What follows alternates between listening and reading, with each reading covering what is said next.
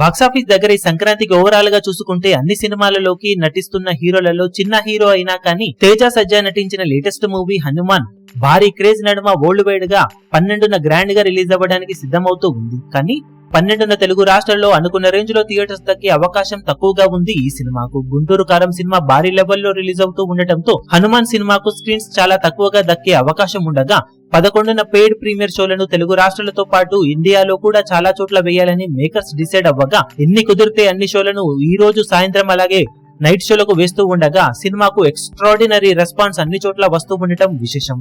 నైజాంలో almost 160కి పైగా షోలు Housefull గా నిలవగా ఆంధ్రాలో 170 వరకు షోలు ఆల్రెడీ ఫుల్ అయ్యాయి. సీడెడ్ లో కూడా మాస్ ర్యాంపేజ్ ను చూపెడుతూ ఉన్న ఈ సినిమా ఓవరాల్ గా అన్ని చోట్ల కలుపుకొని 385కు పైగా షోలు హౌస్ఫుల్ బోర్డ్స్ ఆల్రెడీ పడడం విశేషం. ఇంకా షోలను పెంచుతూ ఉన్నారు మేకర్స్. దాంతో ప్రీమియర్ అలాగే డే 1 కలెక్షన్లతో కలుపుకొని సినిమా బాక్సాఫీస్ దగ్గర సాలిడ్ స్టార్ట్ ను సొంతం చేసుకునే అవకాశం ఎంతైనా ఉంది.